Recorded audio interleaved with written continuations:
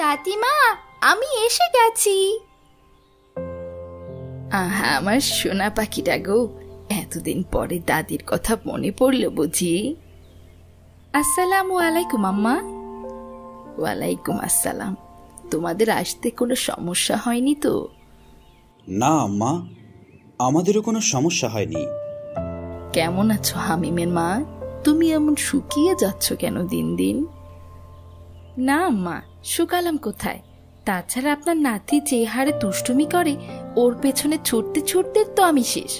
আপনি কেমন আছেন আম্মা? আলহামদুলিল্লাহ মা, আল্লাহ তাআলা ভালোই রেখেছেন। আচ্ছা, তোমরা বাইরেই দাঁড়িয়ে থাকবে নাকি? এসো এসো, ভেতরে এসো।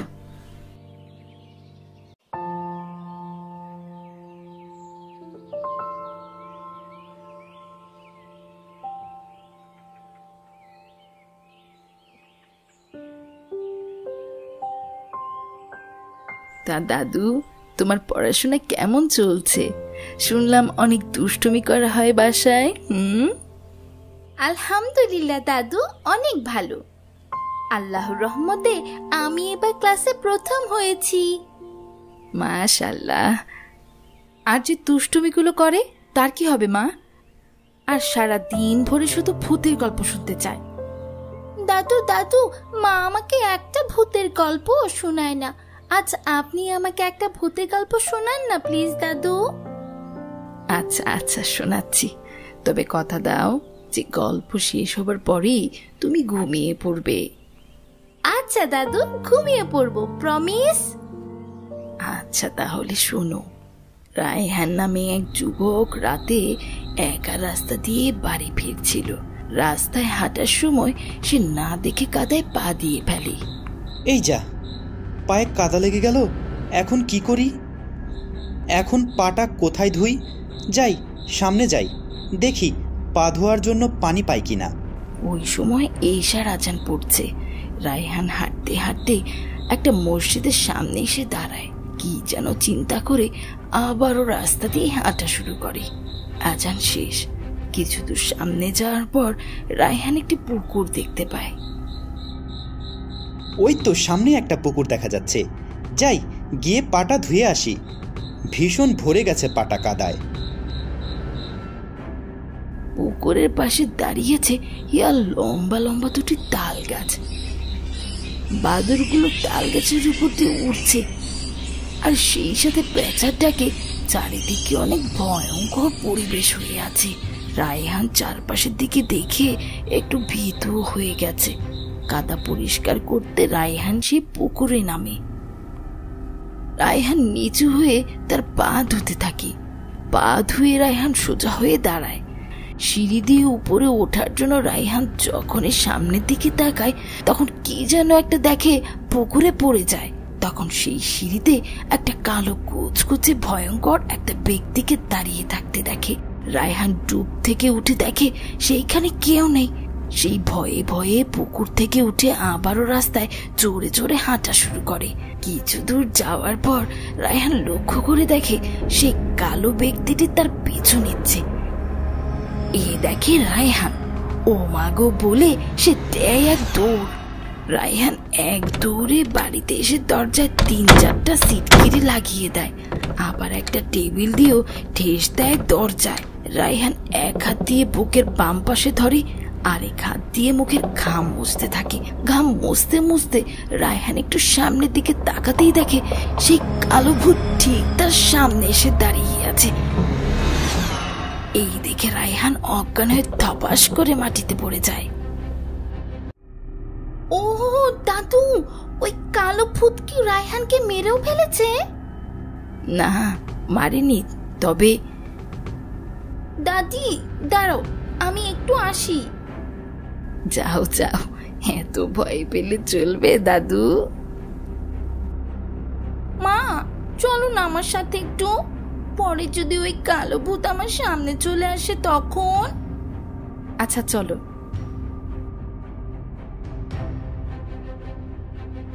এই যে হামিম, টয়লেটে প্রবেশ করার সময় কি ডান পা দিয়ে ঢুকে? ও সরি মা, ভুলে গিয়েছিলাম। সব সময় টয়লেটে প্রবেশের সময় দোয়া পড়ে বাম পা আর বের হওয়ার সময় দোয়া পড়ে ডান পা দিয়ে বের হতে হয়। মাশাআল্লাহ, এবার যাও, আমি বাইরে দাঁড়িয়ে আছি।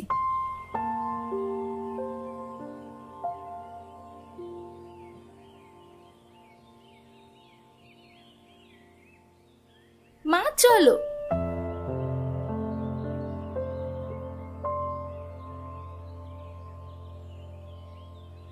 দাদি এবার বলো, পরে রায়হানের কি হলো?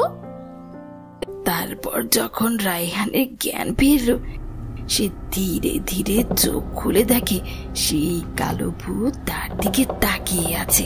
সে আবার ভয়ে লাফ দিয়ে পেছন দিকে চলে গেল। সে ভয়ে ভয়ে জিজ্ঞেস করে, কে আপনি? আমার পিছু নিচ্ছেন কেন? আমি আপনার কি ক্ষতি করেছি?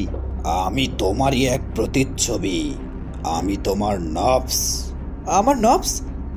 আমার প্রতিচ্ছবি হলে আমি তো ফর্সা, আপনি এত কালো কেন? তোমার শুধু বাহিরটাই সুন্দর, তোমার ভিতর অনেক কুৎসিত আর জঘন্য। কেন? আমার ভেতর আমার বাহিরের মতো সুন্দর নয় কেন? এত কুৎসিত আর কালো হওয়ার কারণটা কি? কারণ তুমি মানুষের বদনাম করো, মিথ্যা কথা বলো বেশি, নামাজ পড়ো না আজান শুনেও।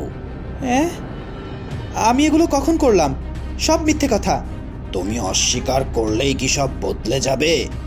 তুমি যখন যা করছো তোমার কাঁধের 2 ফেরেশতা সব লিখে রাখছেন। সুতরাং আল্লাহর কাছে মিথ্যে বলে লাভ নেই।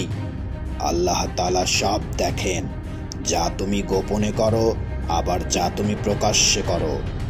তোমাকে তোমার কাজের পাই পাই হিসাব দিতে হবে, হিসাব দিতে হবে, বাঁচার উপায় নাই।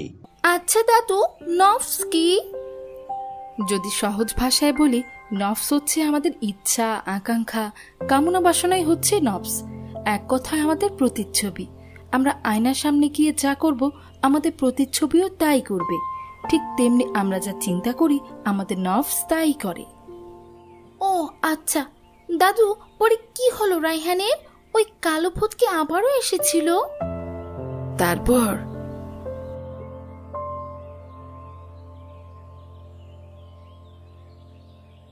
হুজুর, এবার আপনি বলুন আমি কি করব? কি কাজ করলে আমি এই সমস্যা থেকে মুক্তি পেতে পারি? নামাজ পড়ো, নামাজ পড়ে আল্লাহর নিকট ক্ষমা চাও। হুজুর, আমি তো অনেক পাপ করেছি, কিছু কিছু কাজ তো ক্ষমার যোগ্যও না। আল্লাহ কি আমায় ক্ষমা করবেন হুজুর? আল্লাহ তাআলা অসীম দয়ালু, ওনার দয়া ও ভালোবাসার কোনো শেষ নেই। তোমার গুনাহের পরিমাণ থেকে আল্লাহর দয়ার পরিমাণ 1000 গুণ বড়। তাহলে এখন আমার করণীয় কি হুজুর? নামাজ পড়ে আল্লাহর নিকট তওবা করতে হবে এবং এই কাজ জীবনে দ্বিতীয়বার করা যাবে না। 5 ওয়াক্ত নামাজ পড়তে হবে আর নবী রাসূলগণের দেখানো পথে চলতে হবে। নিশ্চয়ই আল্লাহ ক্ষমতাশীল এবং তিনি তওবাকারীদের অনেক ভালোবাসেন। তারপর থেকে রায়হান 5 ওয়াক্ত নামাজ পড়ে এবং সকল গুনাহের কাজ ছেড়ে দেয়। আজান শুনে রায়হান মসজিদের দিকেও যাচ্ছে, আর এইটা দেখে সেই কালো নফসের সাদা রঙের পরিবর্তনও হতে থাকে।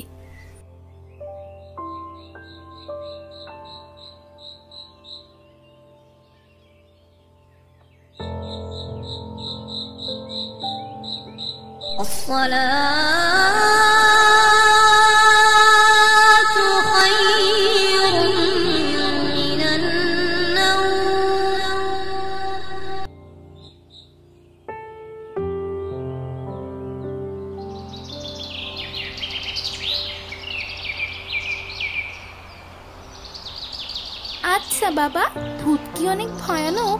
তারা কি মানুষের ক্ষতি করে? আসলে ভূত হচ্ছে আমাদের কাল্পনিক একটা বস্তু। বাস্তব জীবনে ভূত বলতে কিছুই নেই। তাহলে কি এইসব মিথ্যে? না, একদম মিথ্যে নয়। ভূত নেই, তবে জিন আছে। কোরআন শরীফে জিনের কথা বলা আছে। জিন কি আমাদের ক্ষতি করে বাবা? আমরা এদেরও হাত থেকে কিভাবে মুক্তি পেতে পারি? সব জিন ক্ষতি করে না। খারাপ জিনের মতো ভালো জিনও রয়েছে। তবে 5 ওয়াক্ত নামাজ পড়ে আয়াতুল কুরসি পাঠ করলে আল্লাহ তাআলা আমাদের এসব খারাপ জিন থেকে রক্ষা করেন। আর অনেক নিয়ম আছে যা মানতে হয়, তবে যারা নামাজ পড়ে আয়াতুল কুরসি জানে, জিন তাদের ভয় পায়। তাহলে আমিও এখন থেকে নিয়মিত 5 ওয়াক্ত নামাজের পর আয়াতুল কুরসি পাঠ করব ইনশাআল্লাহ। আমাদের অবশ্যই রায়হানের পরিণতি দেখে শিক্ষা নেওয়া উচিত। আমরা অগোচরে এমন অনেক কাজ করি আর ভাবি যে কেউ দেখেনি, কিন্তু আল্লাহ তো সব ব্যাপারে অবগত রয়েছেন। আর কখনো যদি মনে করেন আপনার আশেপাশে খারাপ কিছু চলাফেরা করছে বা জিনের উপস্থিতি রয়েছে, তাহলে সাথে সাথে আয়াতুল কুরসি পড়ে আল্লাহর নিকট এ থেকে পানাহ চান এবং আল্লাহর রহমতে আশ্রয় চান। আল্লাহ তাআলা আমাদের সকলকে হেফাজত করুক।